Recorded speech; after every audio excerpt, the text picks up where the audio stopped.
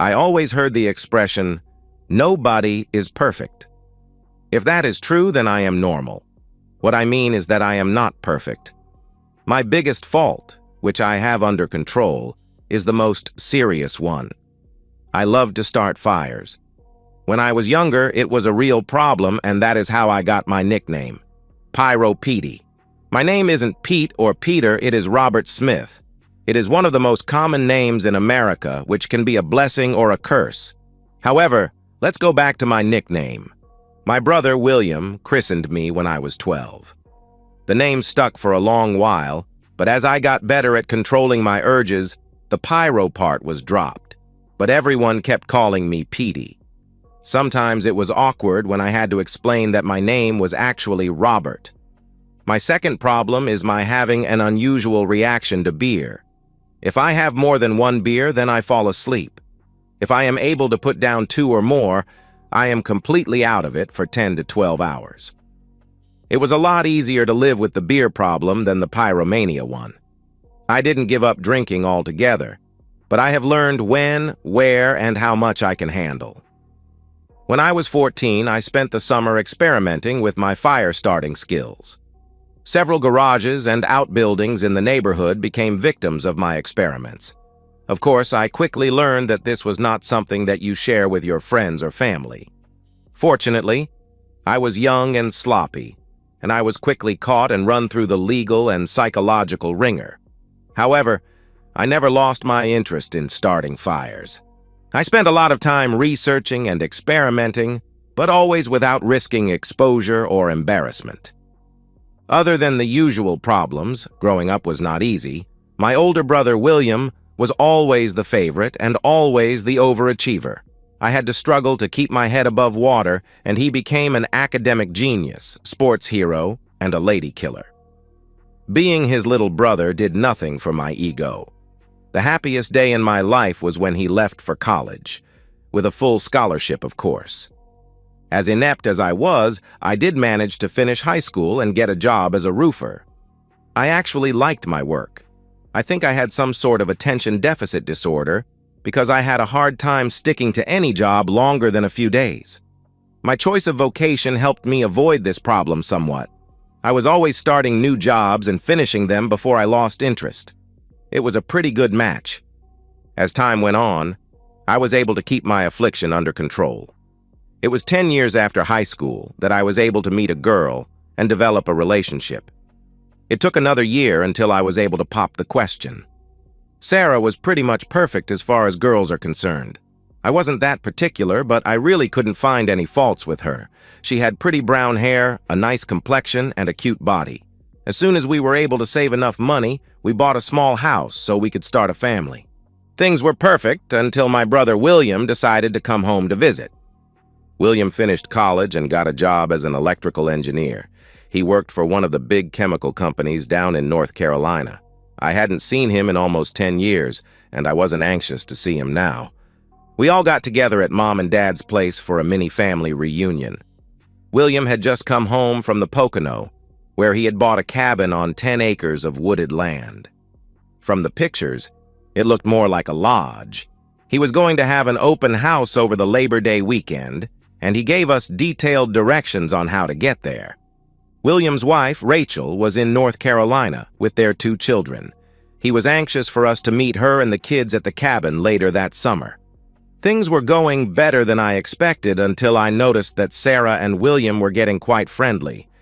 Now, I expected my wife to be congenial, but the interaction with William was not normal. She was flirting, and he was enabling her. All of a sudden, I was remembering the reasons why I hated my brother. He was leaving the next day, so I didn't want to make a fuss. I forced myself to spend more time with my dad than I wanted to, just so I could avoid seeing Sarah and William together. It was approaching time for us to go home when Sarah dropped the bomb on me. She had invited William to stay overnight in our guest bedroom. I could have killed her right then and there. It got worse when she told me that she was going to ride back to the house with William because she had never been in a Mercedes. I knew that was a lie, but it didn't seem to matter anymore. I tried my best to not let my rage show. This was something I never expected from Sarah, but she had never met William. He was good-looking, and he could sweet-talk anybody out of anything. Sarah spent way too much time showing him the house and telling him how she was going to be decorating each of the rooms. We finally got to sit down and relax when Sarah brought a couple of beers out. Normally, I drink 2 or 3 beers a month, and only when I am going to be staying home and going straight to bed. William looked over and smiled as he started to drink up. Sarah had a glass of wine that she was nursing. "Hey, we have a can of those fancy mixed nuts in the pantry. Hold on a minute and I'll get them." The nice thing about Heine's is that you can't tell what is in the green bottle. The beer went down the sink. I came back with a can of nuts and a bottle of tap water. Up until this point, I still had to give Sarah the benefit of the doubt. We chatted for about 20 minutes, and she appeared with 2 more Heine's. Now I knew that William and Sarah were up to no good. Both of them were aware of my beer problem, and both of them seemed to be using it to their advantage. I don't know what William did or said to Sarah, and I don't even know when he did it. Maybe they planned everything in the short car ride back to the house. It really didn't matter. I excused myself to go take a leak. The beer went down the toilet with the piss, and I returned with another full bottle of water.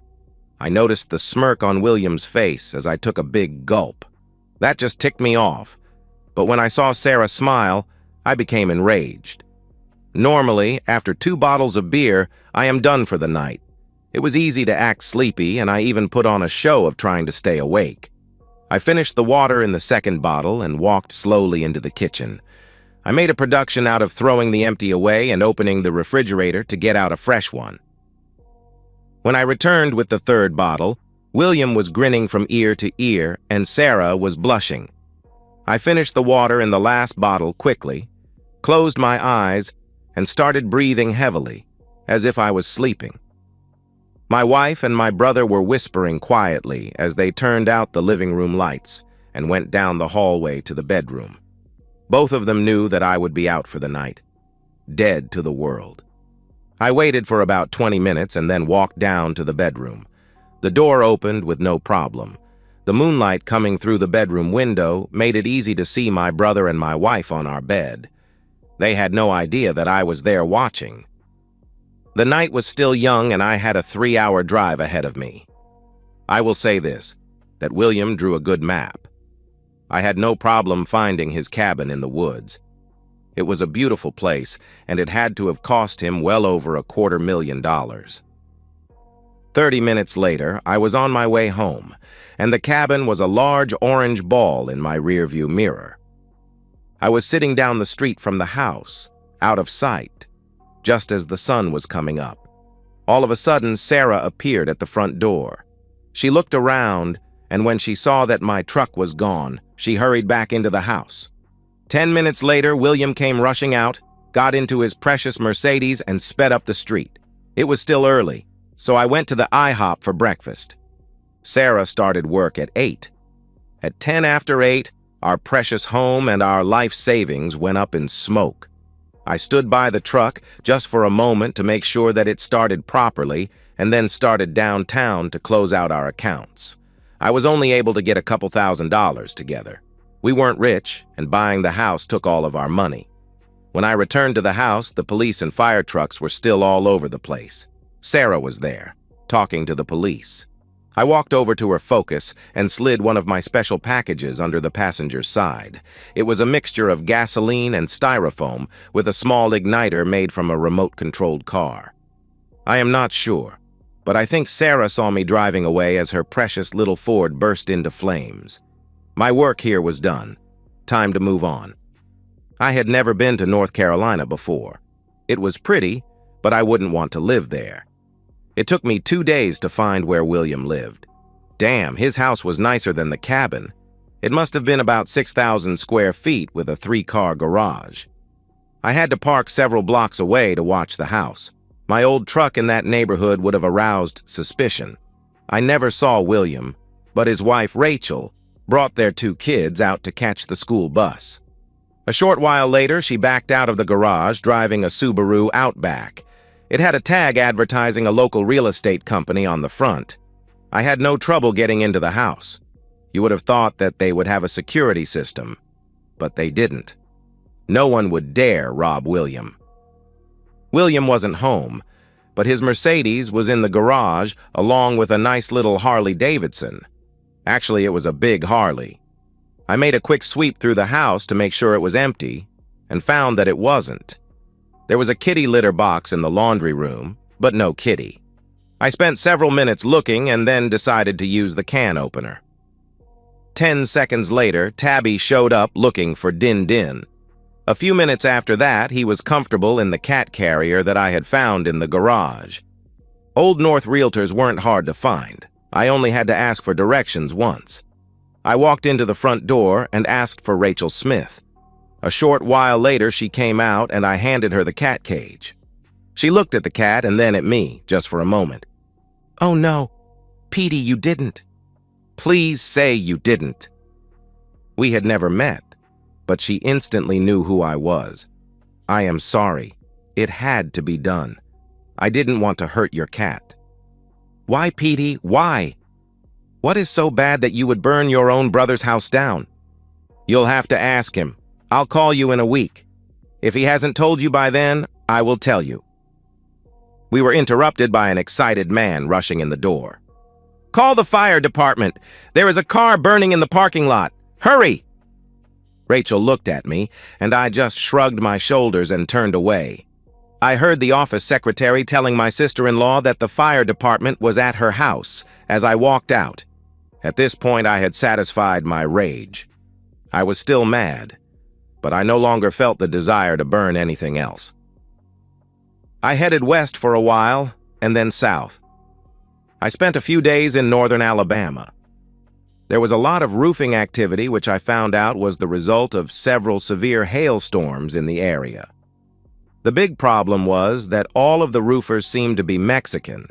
They were working in teams, and the quality of the work was excellent. My hopes of getting some work seemed dim, until I noticed an ad in the local paper for insurance roofing inspectors. I tried to clean up the best that I could with the few clothes that I had with me. Apparently, it was enough because I got the job right away. They paid to send me to Mobile for 2 weeks of training, and then I was a fully qualified insurance adjuster for one of the major companies. They had so many claims pending that I had enough work to keep me busy for at least 6 months. I used my own name and my own social security number with no problems.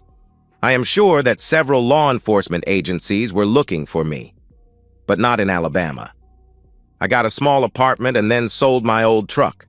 The insurance agency provided me with a vehicle along with extra money for gas and maintenance. I did my job, and I did it well. Everybody was happy. I kept my nose clean and stayed out of trouble. Shortly after I got settled in, I called my brother's wife. She said that William claimed to have no idea what drove me to go on my arson spree. I had promised that I would tell her what happened if William refused to, but I decided to change my mind. I told her that since he refused to be honest with her, I would have to return at a later date. She sounded worried when I hung up. My new job forced me to clean up my appearance. I had to keep my hair cut and trimmed, and I also had to shave every day. These were grooming habits that I knew about but never felt a need to comply with. Maybe that is why it took so long for me to find a wife or keep a steady girlfriend. I usually had supper at a fast food place and occasionally a sit-down restaurant. Lunch was always catch-as-catch-can. Since I was the world's worst drinker, I avoided the bar scene. Every month or so, I called home. My parents had no problem expressing their disappointment with what I did. I never gave them an explanation or an excuse. Finally, after about 6 months, Sarah told them the true story. Because of the childhood relationship between William and I, they were sympathetic to the problem. William suddenly fell out of their graces. My dad confronted him, and he denied the whole thing. Fortunately for me, they believed Sarah. Sarah was trying to find out where I was and what I intended to do about the marriage. She has been living with her sister since the house burnt down. That was the last time they ever mentioned her. The conversations that I had with my parents after that never included my brother or my wife. My parents knew that the only way I would continue to contact them was if they avoided those two subjects. I did my job, and I did it well. A lot of the local churches offered free English as a second language classes. I was soon sitting in on these classes and learning Spanish. I made several friends during this time. Some of them were roofers that I had contact with when I was working. There were also a few bricklayers, carpenters, and concrete workers. They worked their back off during the day, but never missed their ESL classes at night. They used to joke about their kids who attended public schools and spoke perfect English with no accent. Many of the wives attended the classes with them. My employer soon considered me to be bilingual. I never did learn how to speak proper Spanish, but I had no trouble carrying on a conversation with working people. There was never any inquiry into my crimes of arson. I am sure that there were police reports and my name was attached to every one of them, but no one ever came looking for me. I used my own social security number on all my work documents and even filed a proper federal income tax report. Nothing. I had been gone for about 2 years when Dad had a stroke. By the time I found out about it, he was at home, but required a lot of attention. Mom asked me if I could come home to see him. I couldn't refuse. I took 2 weeks off from work and bought a used Focus, just like Sarah used to drive. It was cheap and got good gas mileage. After filling the trunk with some of my toys, I was on my way. I got a motel about 30 miles from home just in case someone was still looking for me. I spent the first day with my parents and caught up with the news. William and Rachel built a new house, bigger and grander than the old one. Dad winked when Mom gave me their new address, in case I wanted to send them a Christmas card. I think I had an ally. Sarah stopped calling or visiting. They had not heard anything from the police or insurance companies in over a year. They wanted me to stay at the house, but I insisted on going back to the motel. It was late when I left, but I decided to drive by Sarah's sister's house. I was sitting outside the house when a very large Dodge dual-wheel pickup pulled up. The couple inside the cab spent a few minutes kissing, and then my wife stepped out of the cab and walked up to the house. The guy waited until she got to the door, which I thought was considerate. She turned to him, smiled, and waved before going in. I was glad that I had brought some playthings with me. There was an all-night diner a few miles away, and it looked like my wife's new boyfriend needed to refuel his body. He parked in the middle of the lot so that nobody could ding his tricked-out truck. I parked on the side and walked over to give the Dodge a checkout, a special checkout. He took a booth by the front window and had just finished ordering as I walked up to his table. "Is that your Hemi out there?" "Yeah. Why?" "I just saw you come in. That sure is a nice piece of machinery. Do you mind if I sit down?" He just nodded, and I waved the waitress over. Something like that must cost a pretty penny. It was a comment, but I posed it as a question. The truck cost me $36, but I also got over 10 in the accessories. I never did get his name, but we talked about his truck for the next 20 minutes. I just had coffee and he had the midnight breakfast special. "I don't want to appear nosy, but aren't you the guy who is dating Sarah Smith?" "Yeah." "Do you know her?" he asked. "We went to high school together. I thought she was married." That was another comment posed as a question. "She is, but he is long gone. The cops are after him for burning down his own house." Dumb f***. "Why did he do that?" I asked. "Sarah said that he caught her messing around with his brother. He burnt down his brother's house too." "She admits that she was screwing his brother?" I asked innocently. "Yeah, she said the husband wasn't hacking it in the bedroom and she had to look elsewhere. I am getting to help her out now." "That's cold. Why didn't she just divorce him?" I asked. "I don't know. You'd have to ask her." "What's with all the questions, dude?" "Just curious. Aren't you afraid that he might find out about you and his wife?" "No way.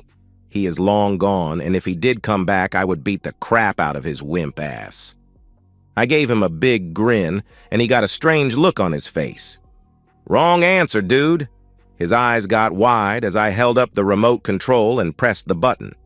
The homemade napalm instantly engulfed the Dodge. He knocked over his chair as he stood up in surprise. "Say hello to my wife for me."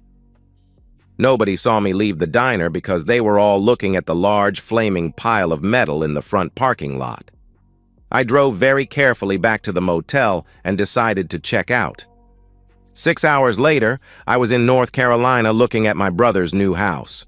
I was expecting to see William leave for work, the kids leave for school, and then Rachel go to her office. It didn't work out that way.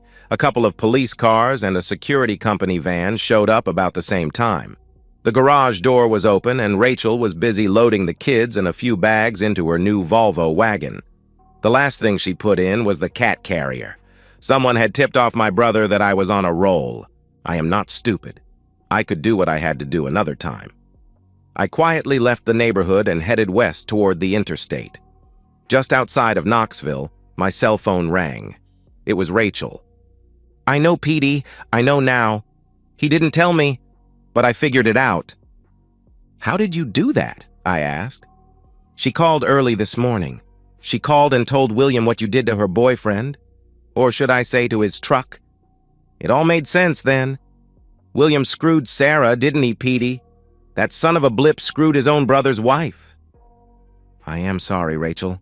I wanted to tell you, but I couldn't. I was hoping you could get him to confess." "She wasn't the only one, Petey. There were others, and there will be more. I have to end it, or at least as far as I am concerned." I didn't know what to say. It was obvious that my sister-in-law wanted to talk to somebody about the problem, but I was not a good candidate. "I am sorry, Petey, for what I have to do. I am going to do it for you, but I am going to say that it was you who did it. Will you be upset with me?" The way she worded it, it sounded sort of like a riddle, but I knew without a doubt what she meant. "It's okay. I am so far in now that it won't matter.